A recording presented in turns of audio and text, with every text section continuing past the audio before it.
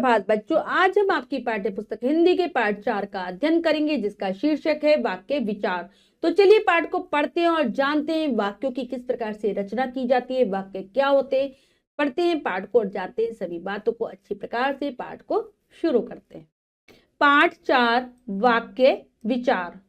मदारी तमाशा दिखा रहा है, खरगोश गाजर खा रहा है।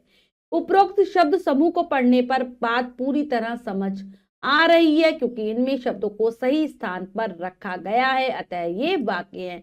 हमने 2 वाक्य पढ़े, मदारी तमाशा दिखा रहा है, खरगोश गाजर खा रहा है। तो यहाँ पर बहुत सारे शब्दों को एक समूह में व्यवस्थित किया गया है, लेकिन इस प्रकार से व्यवस्थित किया गया है कि जो बात है वो अच्छी प्रकार से समझ में आ रही है, इसीलिए यह वाक्य है।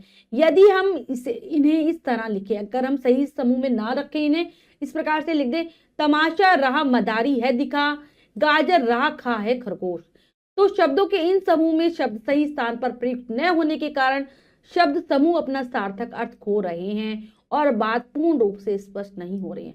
तो हमने इनका जो क्रम है वो उल्टा पुल्टा कर दिया। सही स्थान पर अगर हमने नहीं रखा तो जो शब्दों का जो समूह है अपनी बात को ठीक प्रकार से नहीं समझा पा रहा है और शब्दों का अर्थ भी बेकार ही हो रहा है, तो ये वाक्य नहीं होगा, ये वाक्य नहीं कहलाएगा।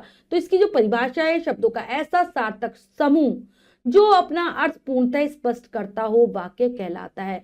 तो शब्दों के ऐसे ही सार्थक समूह को यानी कि अर्थ जो दे, ऐसे समूह को ही हम वाक्य कहते हैं जो पूरी तरीके से अपने अर्थ को स्पष्ट करने की यानी कि समझाने का सामर्थ्य रखता है। अब आते हैं वाक्य के अंग। वाक्य के 2 अंग होते हैं, यानी कि 2 चीजों से वाक्य पूर्ण होता है। पहला होता है उद्देश्य और दूसरा होता है विधेय। 2 चीजें होती है। पहली है उद्देश्य। वाक्य में जिसके विषय में कुछ कहा जाए उसे उद्देश्य कहते हैं।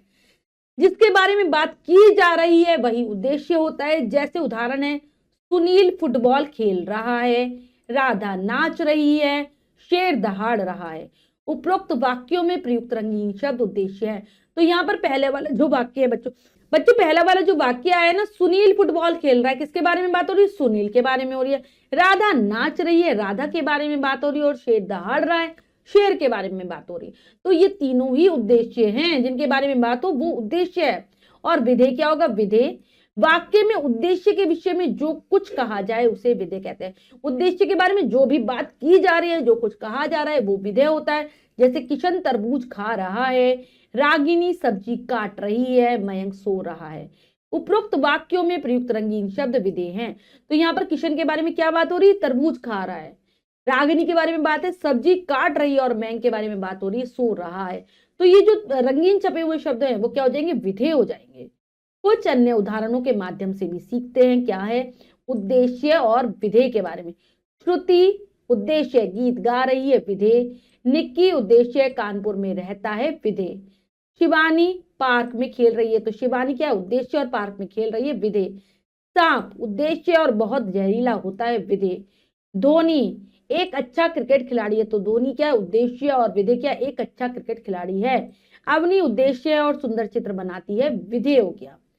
एक और तालिका है उद्देश्य और विधेय से संबंधित। भिखारी उद्देश्य सड़क पर खड़ा था, विधेय। बच्चे उद्देश्य नदी में नहा रहे हैं, विधेय। माँ उद्देश्य और कपड़े धो रही है, विधेय। पूजा उद्देश्य और विद्यालय जा रही है, विधेय। चिड़िया उड़ रही है क्या हो जाएगा? विधेय। माँ उद्देश्य और खीर बना रही है, हो जाएगा हमारा विधेय। ठीक है, तो बच्चों हमने जो भी सीखा है तालिका के माध्यम से भी हमने सीखा उद्देश्य विधेय के बारे में, साथ ही साथ वाक्य किसे कहते हैं इसको दोहरा लेते हैं। हमने सीखा के अंतर्गत शब्दों का ऐसा सार्थक समूह जो अपना अर्थ पूर्णतः स्पष्ट करता हो वाक्य कहलाता है।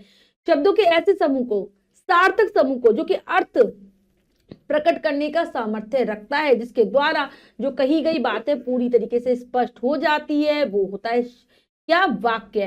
वाक्य के 2 अंग होते हैं, उद्देश्य एवं विधेय। ये 2 चीजों से वाक्य पूर्ण होता है, उद्देश्य से और विधेय से। वाक्य में जिसके विषय में कुछ कहा जाए उसे उद्देश्य कहते हैं। जिसके बारे में बात हो रही है उद्देश्य है, और जो बात कही जा रही है वाक्य में उद्देश्य के विषय में जो कुछ कहा जाए उसे विधेय कहते हैं। जो बात कही जा रही है उद्देश्य के विषय में वही है विधेय।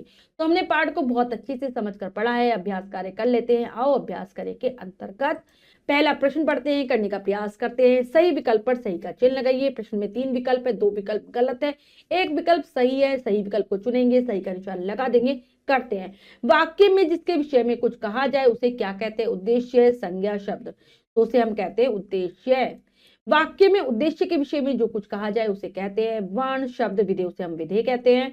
किसान खेत जोत रहा है, इस वाक्य में उद्देश्य किसान खेत जोत रहा है, तो इसमें उद्देश्य क्या होगा? किसान। जैसे उचित उद्देश्यों द्वारा रिक्त स्थानों की पूर्ति कीजिए, तो यहाँ पर हमें वाक्यों को भरना है। यहाँ पर कोष्टक में 2 शब्द है, एक सही एक गलत है, तो सही शब्द को चुनेंगे और भर देंगे। पहला है रिक्त स्थान एक सुंदर इमारत है, तो आ जाएगा ताजमहल। नेक्स्ट है एक चालाक जानवर है, कौन? मुर्गी या लोमड़ी? तो लोमड़ी आ जाएगा, लोमड़ी एक चालाक जानवर है। फिर है रिक्त स्थान श्री राम के परम भक्त थे, तो हनुमान। हनुमान श्री राम के परम भक्त थे। रिक्त स्थान मिट्टी के बर्तन बनाता है, कुम्हार लुहार, तो कुम्हार बनाता है मिट्टी के बर्तन, लिख देंगे यहाँ पर कुम्हार। नेक्स्ट है रिक्त स्थान चोर के पीछे भाग रही है सैनिक, पुलिस, तो पुलिस भागती है चोर के पीछे, यहाँ जाएगा पुलिस। नेक्स्ट है वाक्यों में उद्देश्य और विधि छाट कर लिखिए, तो यहाँ पर वाक्य है, हमें उद्देश्य और विधि को अलग कर लिखना है। करते हैं। माली फूलों की माला बना रहा है, तो उद्देश्य हो जाएगा माली, विधि हो जाएगा फूलों की माला बना रहा है। बच्चे फुटबॉल खेल रहे हैं, तो उद्देश्य क्या हो जाएगा? बच्चे और फुटबॉल, फुटबॉल क्या हो जाएगा? फुटबॉल खेल रहे हैं, ये हो जाएगा हमारा विधेय। खरगोश गाजर खा रहा है, उद्देश्य, हमारा उद्देश्य क्या है? खरगोश, और विधेय गाजर खा रहा है, ये हो गया विधेय। हलवाई मिठाई बनाता है, उद्देश्य क्या है? हलवाई और मिठाई बनाता है, विधेय।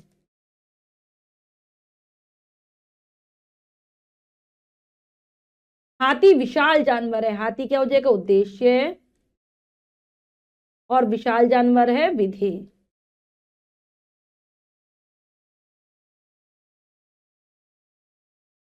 ठीक है बच्चों, ये कार्य हमने बहुत अच्छे से समझकर पूर्ण कर लिया है। इसके बाद जो भी कार्य दिया गया है वो आपको स्वयं करना है सुंदर अक्षरों में अपनी अभ्यास पुस्तिका में। बच्चों, हमने वाक्य के बारे में जाना कि शब्दों का ऐसा समूह जिसका कोई अर्थ निकलता है, सार्थक शब्दों का समूह, तो वही हमारा क्या कहलाता है? वाक्य कहलाता है। अगर ऐसे हम शब्दों को व्यवस्थित कर दें जिससे कि कोई अर्थ ही ना रह जाए हमारी बात का, तो वह वाक्य नहीं कहलाएगा।